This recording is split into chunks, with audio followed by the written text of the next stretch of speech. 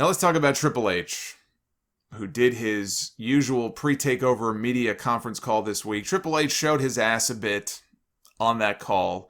He got snippy after Dave Meltzer asked a question about the misuse of NXT talents on Raw and SmackDown, and if moving up to the main roster has lost some of its excitement and lost some of its luster. To which Triple H talked about how, sometimes the talent just doesn't fit. Or they hit their peak before they come to WWE. And not even saying that that's incorrect. In some cases, that may well be true. But it just felt like such a cop-out answer to hear him spit that out. He blamed the fans for ruining their own enjoyment at times because they're more worried about where things are going than enjoying the ride. Which, again, there is an element of truth to that. Sometimes. We are all guilty of that from time to time. But you know why that happens? Because we are excited to see some of these men and women thriving and doing well in NXT and getting over. We find them entertaining, only to be stifled once they hit Raw or SmackDown. And it more often than not has nothing to do with them not being a good fit or peaking too early. It has to do with bad creative. Or one person not believing in them. One person not understanding the character. I don't get it. But of course he can't say that. Which is why I actually have sympathy for him. I do. I have sympathy for Triple H. Triple H is in a tough spot. He can either tell the truth and what he knows to be the truth, because there is no way that he is not fighting to keep some of these people like Adam Cole on NXT because he knows they're fucked if they hit the main shows. No way that's not going on. So he can tell the truth, or he can speak ill of the old man, and that's his boss. That's his family. That's his father-in-law. He's not going to do that. But he's not a dumb person. He knows what the deal is. So I don't expect him to say the quiet part out loud. The part that I will take him to task for is going with the tired, just watch it or don't. He threw that out there as well with the fans. Just watch it or don't. Hey, Paul, guess what? A lot of people, they don't watch anymore. They took your advice years ago in that Raw promo about my friend Mark. I'm gonna stop watching. Well, guess what? Mark didn't. Mark is probably still watching. I'm Mark. You're Mark, right? Most of the people listening to this are. But everybody else did. They were averaging about 4.5 million viewers back then. Now they're under 2 million every week. So a lot of those people, they did stop watching. So I wouldn't be throwing that line out there anymore. He was also asked about sending talent to the NWA for the all-women's pay-per-view that was announced this week for August 28th that Mickie James is producing for them. Something that she wanted to do for WWE, but they weren't interested, and she was told that the first Evolution show didn't do well, and let's be honest here. The main reason they even did that Evolution show in the first place was public relations. They got a ton of backlash for going to Saudi Arabia without the women because the women at the time were not welcome there. They were not going to be allowed to perform, and they didn't. 5 days after that Evolution pay-per-view, the men were on a plane to Riyadh for Crown Jewel.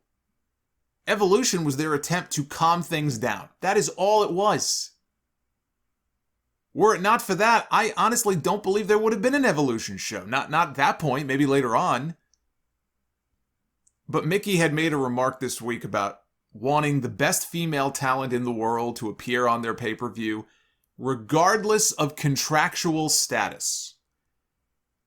And Triple H had this to say in response. He didn't mention Mickie by name, but it was obvious this is what he was referring to. He says, I do think it's funny when people go, I want the best in the world regardless of contractual status. What? I'm sorry, but from a business person's standpoint, then why do we have contractual status? If you want to wrestle the best women in the world, come to WWE. And, he was talking about how everybody wants to come to WWE, which is bullshit. We already know that's not true. But, come to WWE, he says. Yes, come to WWE, where you too can run away from a fucking doll. Come to WWE. Look, I don't have an issue with him putting over his own talent. When you are in the position that he is in, that's what you do. You put over your talent, you put over your own brand, you speak highly of them. The NXT women's division is one of the best in the world right now. He's absolutely right about that. But there is plenty of quality female talent all over the world. Thunder Rosa said it best in a tweet this week. She said the best female wrestlers are not located in any one company, not even in any one country. They are spread over many companies and many countries, talented women across the globe. And she's right. But he was putting his own company over. I don't fault him for that. And he is right about contractual status too. I would love for them to send women to appear on the NWA show. I think that'd be very cool. I like it when companies work together. We're seeing a lot of that now, just not with WWE. But we're seeing a lot of that now. But the idea that women should show up regardless of contractual status... I mean, I know there's an independent contractor joke in there somewhere, but a contract is a contract. Billy Corgan still has to say yes when Tony Khan wants to use Thunder Rosa on his show. I don't think Billy Corgan would like it very much if Tony Khan just started booking Thunder Rosa directly behind his back whenever he wanted to.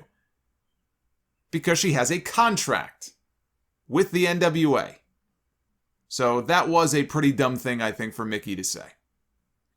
There were two big title changes this week, and they were the two best matches all week that I saw. First, New Japan surprised me at their Dominion show. They put the IWGP World Heavyweight title on Shingo Takagi. I figured they would go back to Okada as their security blanket, especially during these lean times for the company. Shingo beat Okada in an excellent match to win the championship, his first IWGP World title, which was vacated due to Will Ospreay's neck injury. Shingo called out Kota Ibushi after the match, who accepted his challenge on a date yet to be announced. So those two are going to be matched up at some point in the next month or two. And Meiko Satomura, maybe the best women's wrestler in the world today, even at age 41, and probably the most respected, beat Kaylee Ray to win the NXT UK Women's Championship in an excellent match, ending Kaylee Ray's reign as champion at 649 days. It may be time to move her over to the main NXT brand, give her a whole batch of new women to work with.